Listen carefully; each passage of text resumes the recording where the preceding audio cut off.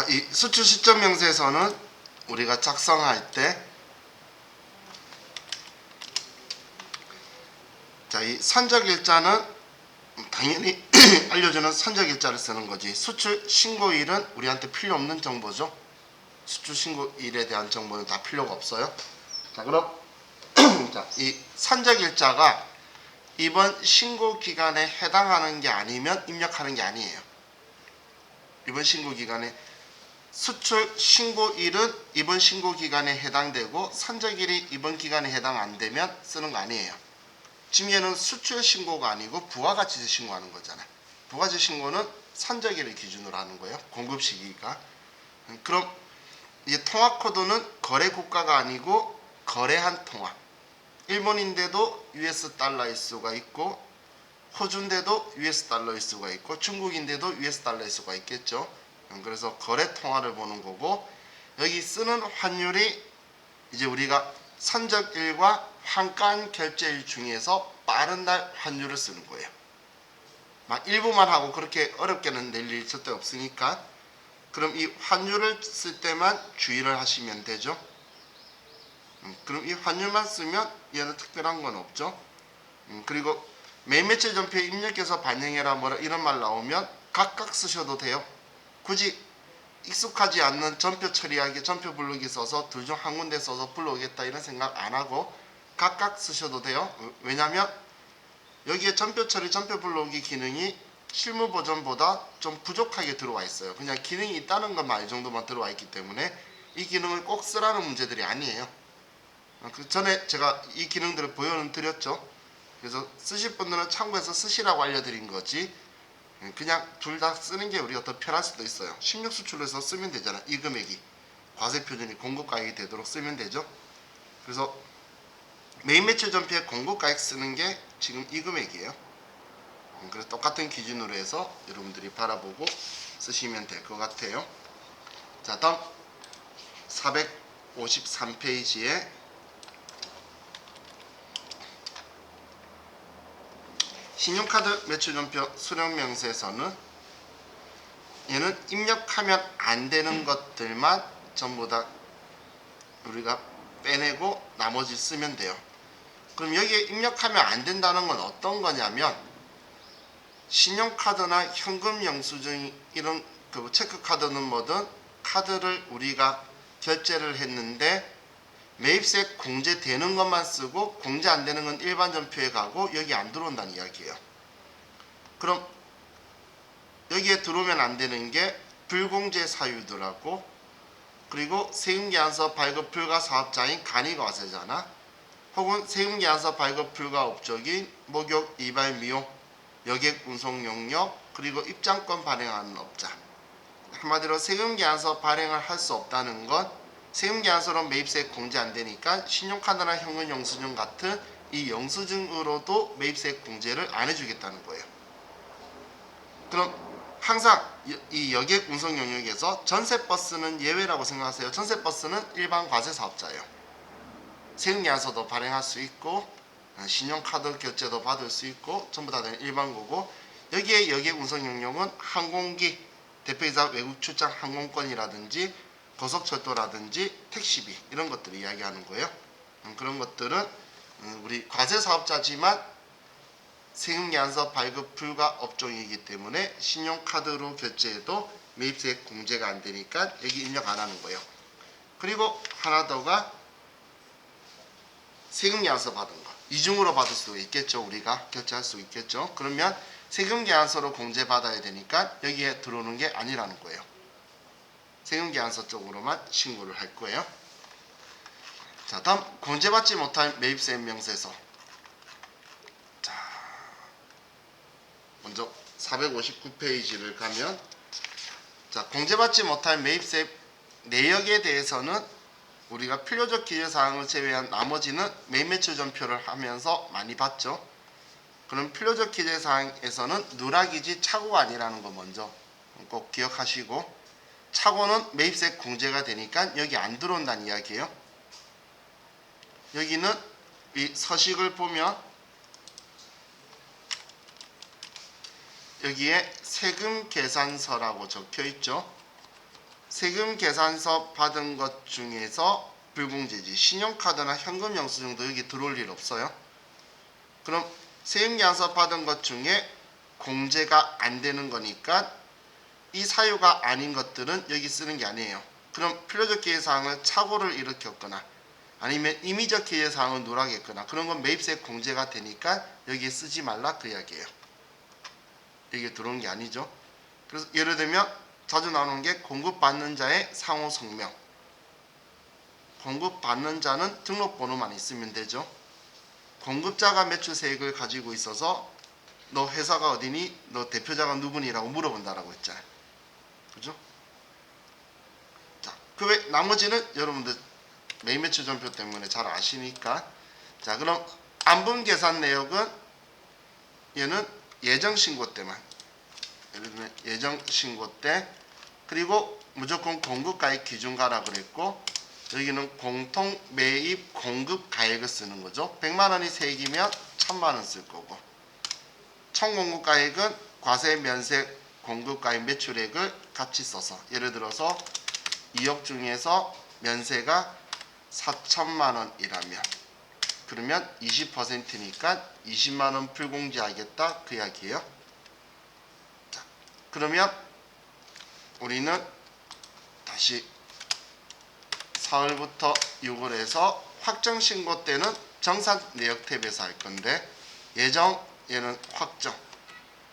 그럼 정산에서는 공급가액 기준이고 여기에서 이 부분은 과세 기간에 대한 정보라 그랬어요. 예정 거까지 다 합쳐서. 그럼 공통매입세액도 예정 확정 거 합쳐서 예를 들어서 얘가 300만 원이다. 그럼 총 공급가액도 예정 확정 거 면세 과세 다 합쳐서 예를 들어서 5억이다. 면세도 예정 확정 거 합쳐서 했더니 1억이다. 그럼 60만 원 불공제할 건데 예정 때 20만 원 불공제했으면 뺀 나머지 40만 원이 이번 확정 신고 기간에 불공제 세액이 되는 거예요.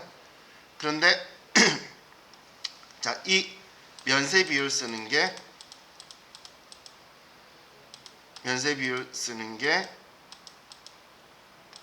이번 과세기간에 사서 이번 과세기간에 팔아버리면 직전 과세기간 거 쓸 거예요. 그래서 안분이나 정산인데 직전 과세기간 걸 보여주면 일단 이상한 냄새를 맡으셔야 돼요. 안분이나 정산이면 직전 과세기간의 면세 비율 구하기 위한 우리 공급가액들이 정보가 필요가 없잖아. 그죠? 지금 2021년도 1기 거 쓰고 있는데 2020년 2기 정보를 주면 이상한 냄새 맡으라는 거예요.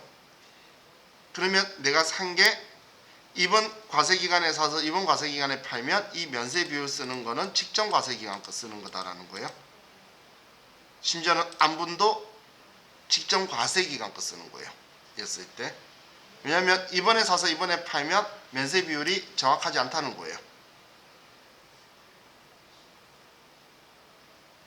죄송해요. 제가 괜히 200점 맞추고 싶었던 거예요. 일단 직전 거 주면 저렴하게 직전 거 쓰라. 지금 직전 과세기간 거 줄 이유가 없잖아. 그죠? 예정 확정 거 주고 있어야지. 예를 들면 직전 과세기간 걸 이때 주면 재계산이면 직전 과세기간 걸 줄 수가 있겠죠. 당연히 비율 차이를 해야 되니까. 하지만 안분이나 정산은 그럴 일이 없는데 주면 뭔가 이상하네라는 정도까지는 생각을 한번 합시다. 자, 다음 재계산은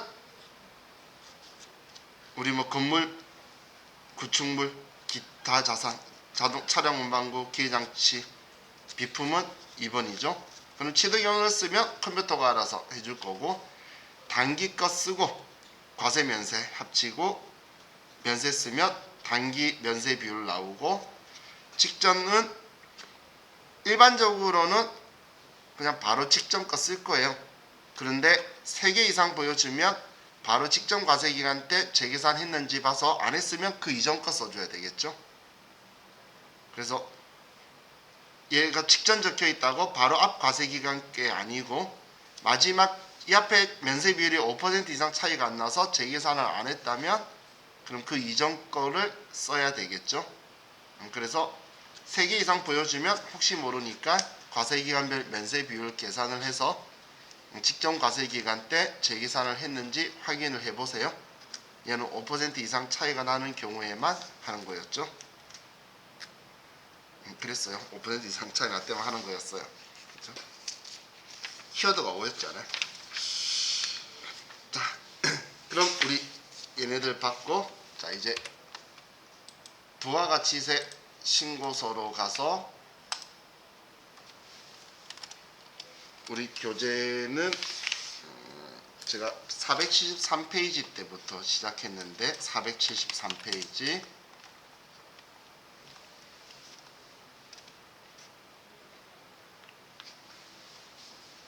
자, 이 부가가치세 신고서는 이제 눈에 잘 익죠? 이제 여기는 여러분들이 다 잘 쓰실 것 같아요.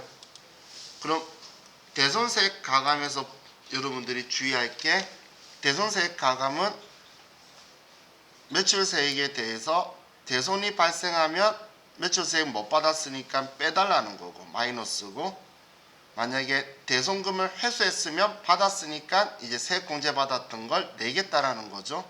그래서 플러스를 써줘야 된다는 거 기억하시고, 그럼 여기 7번의 예정신고 누락분에 대해서는 과세 세금 계산서 그리고 세금계산서 아니다니까 신용카드든 아니면 그냥 간주공급이든 전부 다 일반 개인한테 한 과세 거래든 다 34번에 오는 것도 여러분들 같이 좀 체크를 하시고, 매입은 세금계산서 받은 거에 대해서 나왔을 때 일반 매입, 고정자산 매입을 먼저 구분하라 그랬죠. 불공제 먼저 보지 말고. 그래서 일반 매입, 고정자산 매입을 봐서 불공제 사유가 있든 말든 전부 다 쓰고 나서 접대비라든지 사업과 관련 없는 거라든지 개인적 쓴 거라든지 비용용 소형승용차 구입한 거라든지 그런 거면 여기에 입력 다 하고 나서 16번에서 50번에 뺀다라고 넣어서 뺀다라고 했어요. 그래서 불공제는 2번 쓴다. 여기에도 쓰고 여기에도 쓰고 16번에 여기에 쓸 거다. 하지만 세금계산서 아닌 신용카드나 현금 영수증은 그 밖의 공제 매입인데 오른쪽에서 일반 매입, 고정 매입을 쓰는데 여기는 우리 이 앞에 했던 신용카드 매출전표 수령명세서에 쓰지 않는 거는 여기 안 들어오는 거예요. 거기 안 쓰는 건 일반전표 가는 거라 그랬죠. 그럼 매입 매출전표에 쓰는 거 아니니까 여기에 들어올 일이 없겠죠. 그래서 불공제 사유는 신용카드나 현금 영수증은 여기에 들어오는 게 아니에요. 또 우리 목욕 이발 미용 간이가세자 여기에 운송용료 입장권 발행도 여기엔 들어오는 게 아니에요. 똑같이 적용되는 거예요. 그리고 의제 매입세액 공제가 있다면 여기에 쓰고 나서 매입액을 의제 매입세액 공제 대상 매입액만 여기에 쓰고 나서 업종별 공제율 곱한 금액을 여기에 써주면 되겠죠. 우리가 중소제조업이라면 의제 매입세액 매입액이 104만원이면 곱하기 104분의 4를 하면 4만원이 나오겠죠. 그래서 만약에 여기 나온다면 여러분이 직접 여기에 써주시면 돼요. 자, 그리고 우리 예정신고 미환급세액은 여기서 쓸 거고, 전자신고세액 공제는 여기에 만원 써줄 거고, 그리고 가산세 계산할 때 가산세에서는 부가가치세법상 가산세 여기에서 이 가산세 부과할 과표는 공급가액을 쓰는 거예요. 공급가액을. 자, 그럼 세금계산서 8급은 공급 시기에 다음 달 10일까지 하면 정상이고 그 다음 날부터 지연 발급이고, 지연 발급은 확정 신고 기한까지 7월 25일 내년 1월 25일까지 지연 발급이고, 그걸 넘어가면 미발급이 되는 거죠. 지연 수치는 다음 달 10일까지 공급 시기에 받아야 되는데 넘어가면 지연 수치고, 확정 신고 기간이 넘어가서 받으면 매입세액 공제가 안 되니까 아예 여기도 안 들어올 거예요. 여기도 안 들어오기 때문에 가산세 자체가 없겠죠. 그런데 종이세금계산서 받으면 1% 가산세니까 저는 여기에다 썼어요. 우리 세무사의 시험은 여기에 입력한 걸로 잘 나오니까 종이세금계산서 다음 주 되면 제가 또 여기다 쓸 거예요. 회계사 시험 여기에 잘 쓰거든. 왜냐면 걔는 여기 써도 여기 2%가 안 나오거든. 그러니까 1% 쓰면 되는데 세무사의 시험은 답안지들이 여기에 나오니까 종이세금 계산서 발행한 거는 대신 자 기억하세요. 종이세금 계산서 수취한 거는 우리 문제 되는 게 없는 거예요. 받는 건 문제가 아니야. 발급 전자세금 계산서 발급 의무자인 거지. 종이세금 계산서 받은 거는 장난친 거예요. 매입세액 공제도 해주고 아무 문제 없는 거야. 아시겠죠? 받는 건 아무 문제 없어요. 자, 그럼 이제 국세기본법상 가산세에서는 자 제가 여기하고 납부지연 그리고 영세율 과세표준 이 세 개밖에 안 쓰죠. 그 외에는 입력한 적이 없어요. 우리는 무신고일 리 없고 부당할 일 없거든. 그럼 입력할 것은 여기 그리고 영세율이 있다면 여기라는 거예요.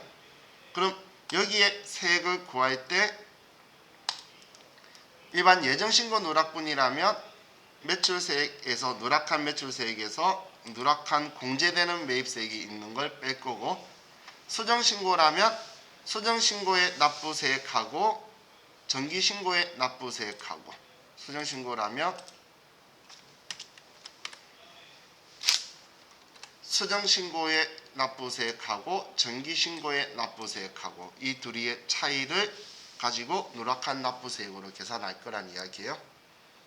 그럼 그 누락한 납부세액을 가지고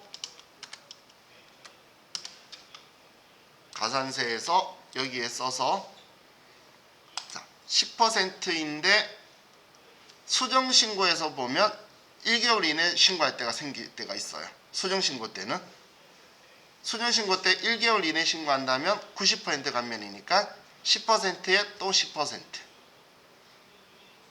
하면 되겠죠. 90% 감면이니까. 그런데 예정신고 누락분 확정신고 때 하거나 아니면 우리가 어제 풀었던 65회차처럼 90일이면 75% 감면이니까 10%에 25%. 제가 계속 계산기 할 때 이렇게 썼죠. 얘를 두 개 해서 예를 들어 누락한 납부세액이 100만 원이면 예정신고 누락했을 때 곱하기 0.1 곱하기 0.25 계속했던 게 10%에 25% 부과한다라고 이렇게 계속 썼었죠. 그죠? 자, 그리고 얘는 이제 어려움 없겠죠. 다시 이제 우리 최신 버전으로 왔으니까 알아서 날짜가 나올 거니까 날짜를 쓰시면 되고, 그리고 영세율 과세표준 신고 부성실은 우리 16수출이나 12매출 영세 누락한 거예요.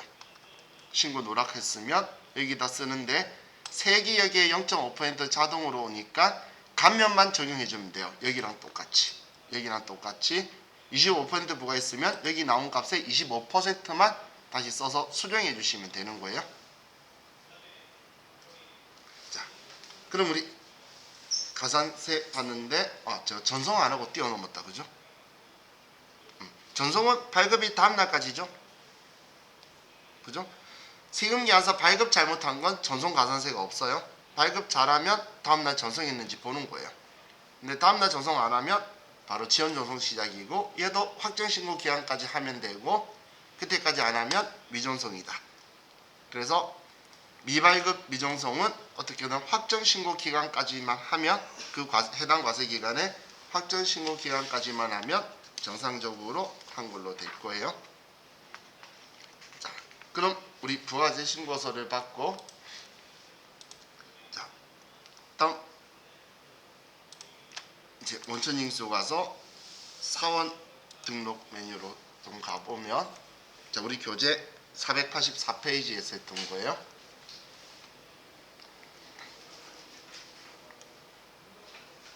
자, 484페이지부터 했던 건데, 자, 우리 사원 등록에서 급여자료 입력에서 국외 근로가 있다면 여기에서 체크를 해줘야 돼요. 100만 원이다. 일반적으로 검찰관리나 이런 거 아니면 여기에서 국외 근로 100만 원을 설정해 줘야 되고, 급여자료 입력 문제인데 국외 근로 비과세 적용 대상이면, 그리고 생산직 여부에 대해서 비과세 대상이면 직전연도 총급여 3천만 원, 당해연도 급여가 월정액 급여가 210만 원 이하면 여기 연장근로 비과세 여기까지 체크를 여기서 해줘야지 급여 자료 입력에서 비과세가 설정이 되죠.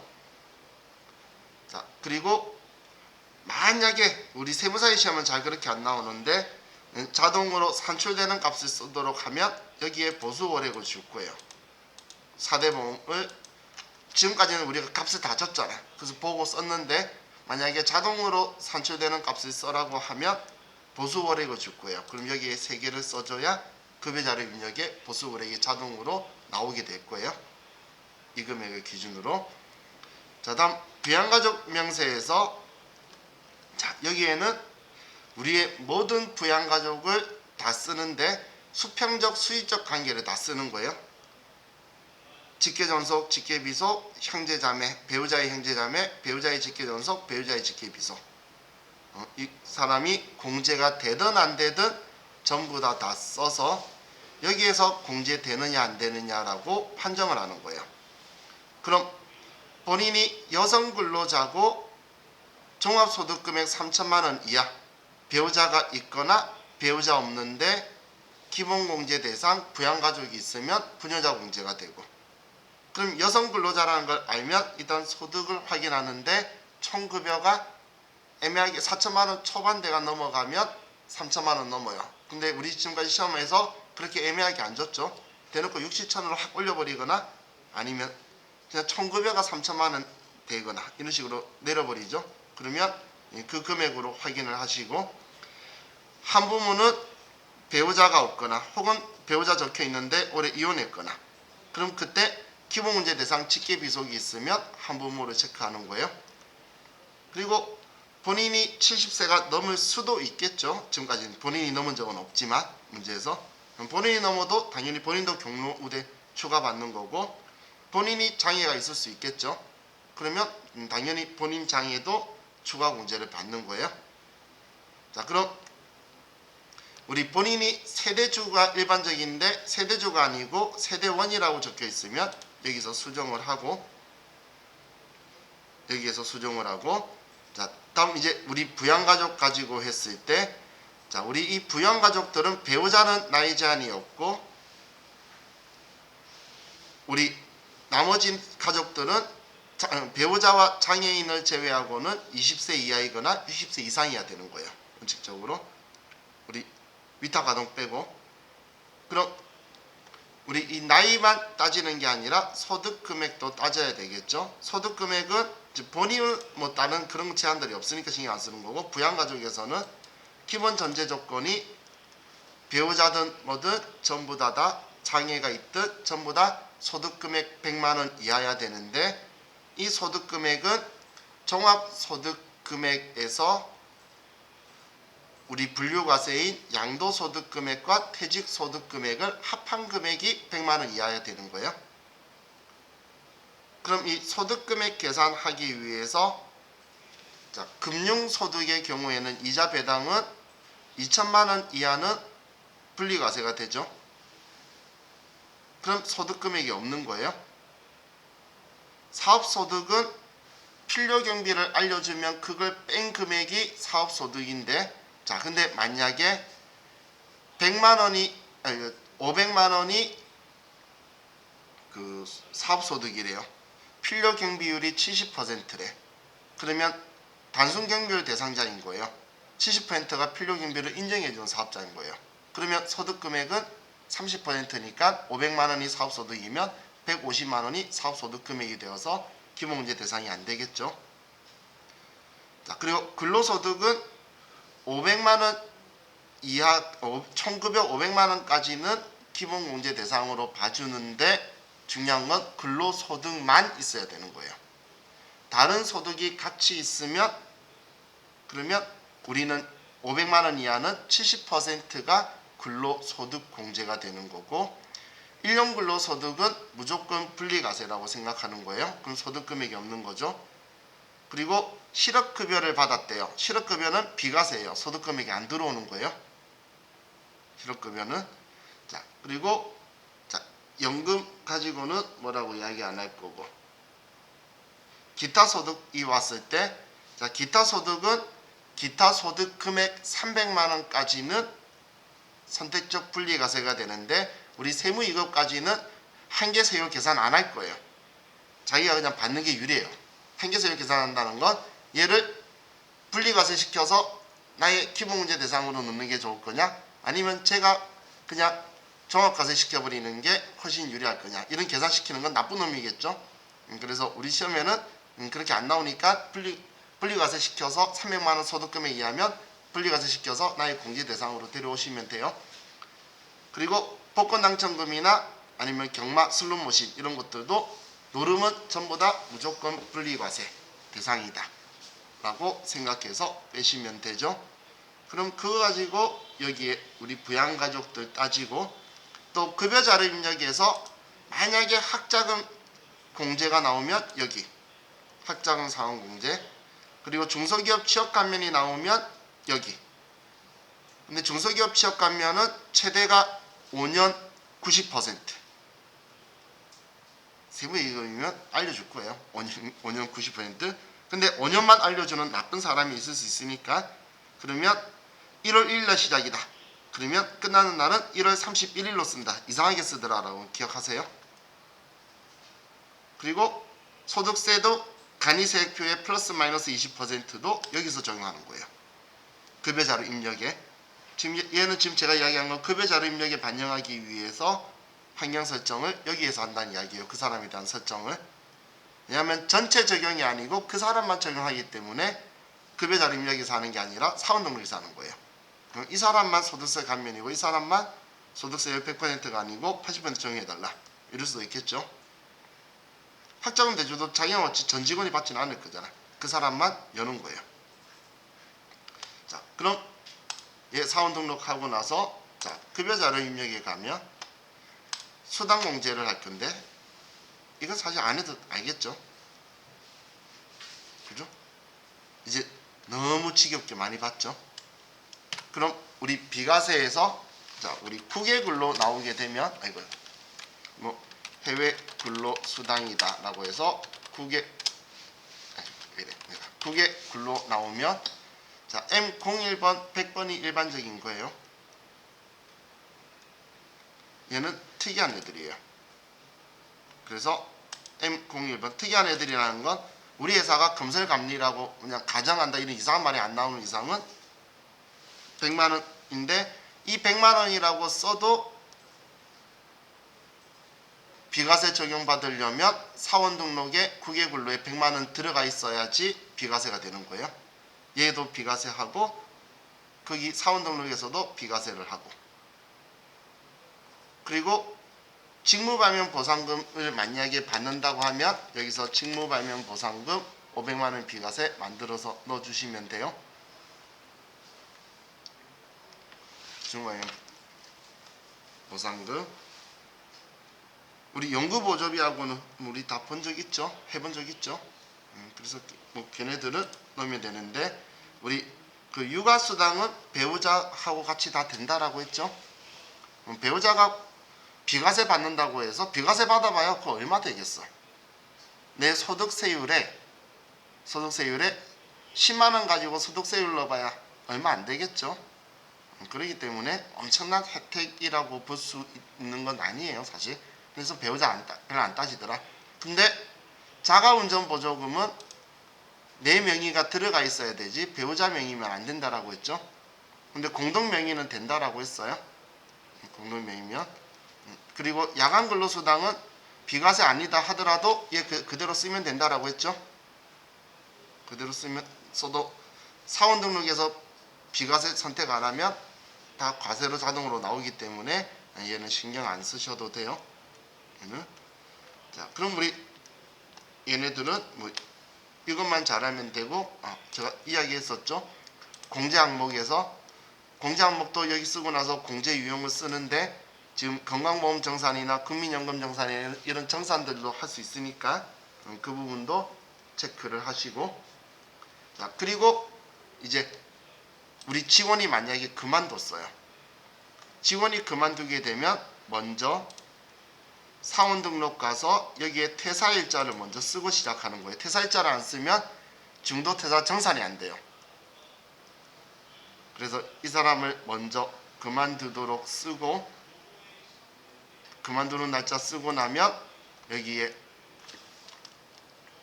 예를 들어서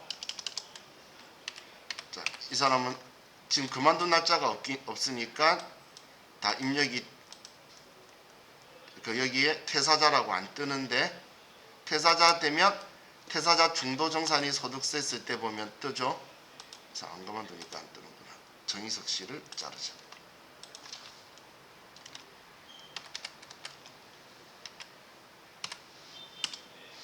얘를 만약에 자르면 얘가 떴죠.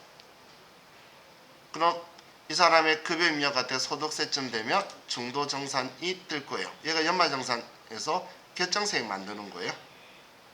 그럼 결정세액이 0이기 때문에 그 이전, 이번 달 이전까지 원정이수 당한 걸 전부 다 돌려주는 거죠.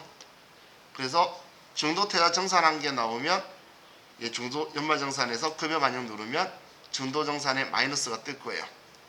이 글자가 떠야지 중도퇴사자 근로소득 정산한 거예요. 아시겠죠? 우리 엔터 치다가 여기에서 창 뜨는 거 한 번 했던 게 이거였었어요.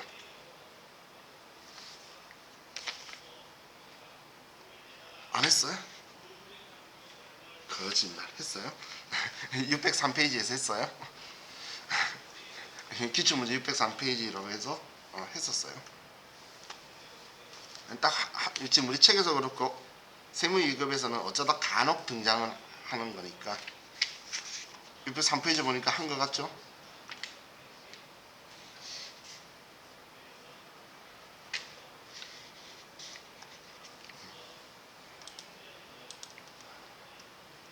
자, 그럼 이제 연말정산으로 갑시다. 자, 그럼 자, 이 연말정산 할 때 제가 항상 주의하라 그랬어요. 이쯤 되면 여러분들이 피곤해요. 거의 1시간이나 지날 때쯤이거든. 1시간쯤. 그래서 엉뚱한 사람한테 많이 연말정산을 해서 제가 F2번 눌러서 선택하라고 이야기하는 거예요. 자, 그럼 자, 먼저 문제에서 왼쪽은 소득공제, 오른쪽은 세액공제라고 지금까지는 보면 돼요. 왜냐하면 과세표준 있기 전에 세율 부과하기 전에 소득공제가 있는 거고, 세액을 내고 나서는 세금에서 빼는 세액공제가 있는 거죠. 그럼 건강보험료나 국민연금이나 이런 공적연금들은 전액공제인데 소득공제인데 우리가 손댈 수 있는 게 아니라 그랬어요.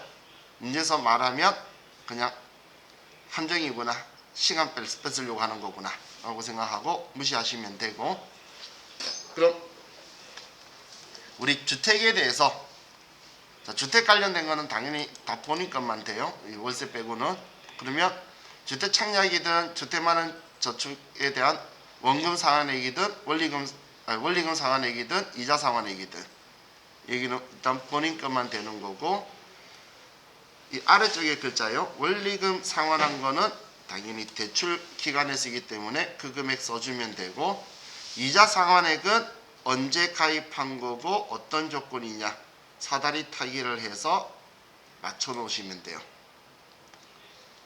그럼 자, 우리 개인연금저축은 옛날 거라서 안 나오니까 주택마련저축에 대한 거는 연금저축 등 탭에서 여기에 선택하는데, 주택청약이라고 문제 적혀 있다고 무조건 주택청약이라고 생각하시면 안 돼요.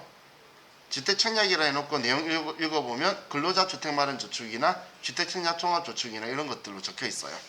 그럼 얘 선택을 해야 되는 거죠. 그래서 선택을 해서 써줄 거고, 자, 우리 그 보험료든 뭐 주택연금이든 연금계좌든 연금저축이든 뭐든 올해 내가 납부를 안 했어요. 미납한 거야. 미납액은 그냥 끝인 거예요. 나중에 해주겠다 그런 것도 없는 거예요. 미납액은 끝이에요. 안 해주는 거예요. 어떤 거든 간에 미납액 있는 거는 끝인 거예요. 그럼 납부한 거에서 자, 얘 소득공제에 입력하면 여기에 들어올 거고, 여기에 그리고 신용카드 할 건데, 자, 이 신용카드는 나이에는 제한이 없고 소득금액에 제한이 있어요. 나이 제한이 있는 건 하나밖에 없어. 보험료를 제외하고는 나이 제한은 없어요. 그러면 나머지는 다 소득금액은 제한 있죠. 의료비 빼고는 다 소득금액 제한이 있어요. 의료비만 소득금액에 제한이 없는 거예요. 그럼 규칙은 좀 단순하죠. 그럼 신용카드에서는 여러분이 꼭 신경 쓰고 잊지 말게 형제자매거 안 돼요. 형제자매거 현금 영수증 뭐든 형제자매거 있으면 빼세요. 또 형제자매 하면 사람들이 생각을 해낼까봐 막 처제, 제부 뭐 이런 거 적어놔요. 걔네들도 다 형제자매들이죠. 나의 형제자매든 배우자의 형제자매든 다 형제자매죠. 안 된다는 거예요. 자, 그럼 신용카드 이 공제 내용에서 여러분들 자동차 있죠. 자동차 구입과 관련된 건 신차나 이런 건 원칙적으로 안 돼요. 그런데 중고자동차 구입비만 10%를 해주는 거예요. 중고자동차만 10%. 그건 신용카드만 아니라 현금 영수증 받아도 되고 10%를 해주는 거예요. 그리고 이 신용카드는 의료비라든지 취약전 아동의 교육비나 중고등학생 교복비나 체육시설은 이중공제가 돼요. 그래서 거기에서 공제받은 것도 여기에 다 들어와 있으면 되고, 도서공연에 관련된 거는 7천만 원이라고 아래 친절하게 적혀 있죠. 지금 여러분들 보고 있는 이 버전이 그대로 우리 학원에 깔려 있기 때문에 이 버전으로 시험 보니까 이제 그대로 적혀 있을 거예요. 그러니까 뭐 또 버전 바뀌어서 안 적혀 있을까 봐 고민 안 하셔도 돼요. 자, 그럼 이 신용카드에서 안 되는 게 세금. 자동차에 또 취득세도 있는데 자동차 취득세만이 아니고 모든 세금은 소득공제 대상이 아니고, 그리고 공과금, 아파트 관리비, 통신비 이런 것들은 소득공제 대상이 아니에요. 소득공제 대상이. 그리고 당연히 해외에서 사용한 건 안 되겠죠. 그리고 사업자의 경비로 처리한 것도 공제 대상이 안 돼요. 자, 근데 방금 이런 것 말고 나머지 우리 교육비 공제를 받았다든지 뭐 이런 것들 있죠. 그런 것들은 일반적인 이중공제가 된다고 말한 걸 제외하고는 우리 세액공제 받은 건 신용카드 공제 대상이 아닌 거예요. 신용카드 공제 대상이. 자, 그럼 신용카드까지 하면 소득공제는 우리가 끝나고, 자, 그럼 연금저축도 여기에서 하겠죠. 여기에 개인연금저축은 우리가 쓰는 거 아니라 그랬어요. 그냥 연금저축, 개인연금저축 옛날 거야. 소득공제 거.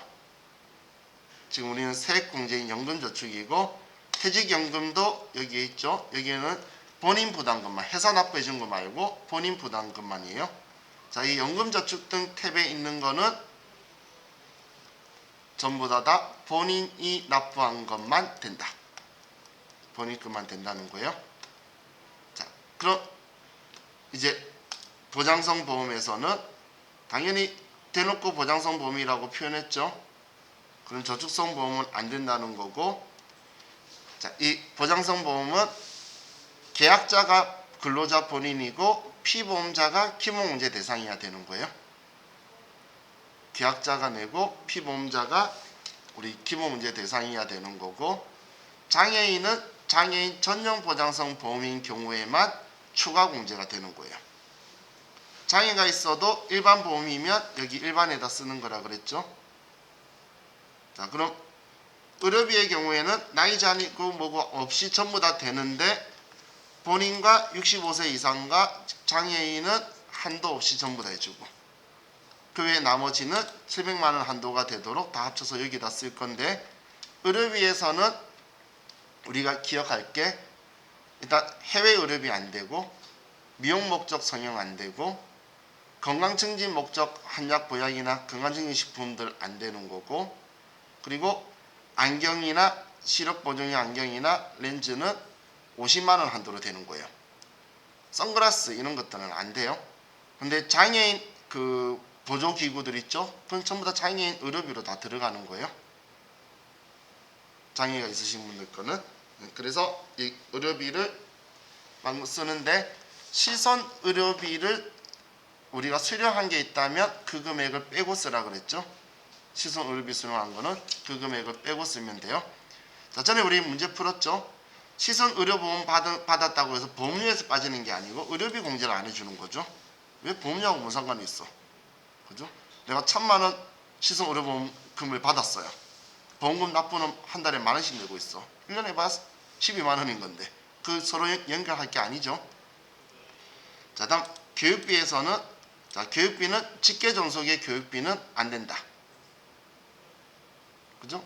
교육비는 나이 제한 없고 소득 금액의 제한은 있는데 교육비는 신용카드하고 다르게 형제 자매 거도 되고 직계비속 거 되고 배우자 거 되고 직계존속 거 안 돼요. 근데 대학원은 본인만 되는 거고. 그래서 학원비는 원칙적으로 안 되는데 취약전 아동의 학원비가 되고 교복비는 50만 원 한도인데 중고등학생만 되는 거지 초등학생 교복비는 안 돼. 유치원 교복비도 안 돼요. 교복비는 대상이 중고등학생만. 수학여행은 우리 초중고 수학여행이래. 체험학습비는 수학여행인데 체험학습비는 한도 30만 원으로 초중고. 그럼 취약전 아동의 체험학습비도 대상이 아니라는 거예요. 그런데 취약전 아동이든 초중고든 특별활동비는 교육비예요. 특별활동비는 다 교육비가 맞아요. 그리고 방과후 학교도 교육비 되고 방과후 학교 수업료도 교육비 되고 급식비도 교육비가 돼요. 교재비도 다 되는 거고. 그런데 장애인 특수교육비는 그냥 그 모든 걸 다 무시하고 된다라고 생각하시면 돼요. 직계존속도 되고 소득금액이 있어도 되고 전부 다 직계존속의 교육비는 전부 다 된다.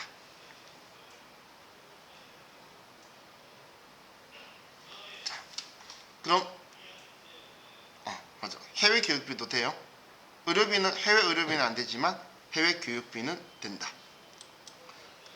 다음 기부금은 이것도 나이 제한은 없고 소득 금액에는 제한이 있죠. 그럼 정치자금 기부는 본인만 되는 거고 기부금 2월 공제는 나온 적은 없어요. 생민급에.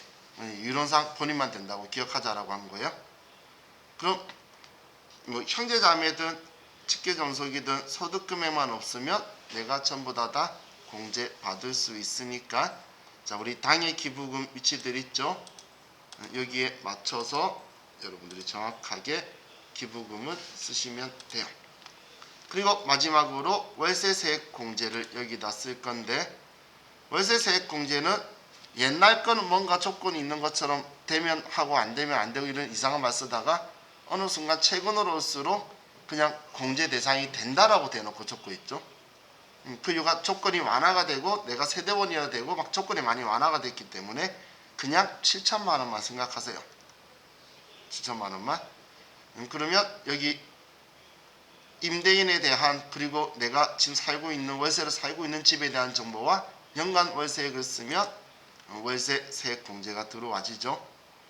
그리고 마지막으로 소득명세에서는 전 근무지 거를 주로 쓸 건데 전 근무지에 대한 정보에서 우리는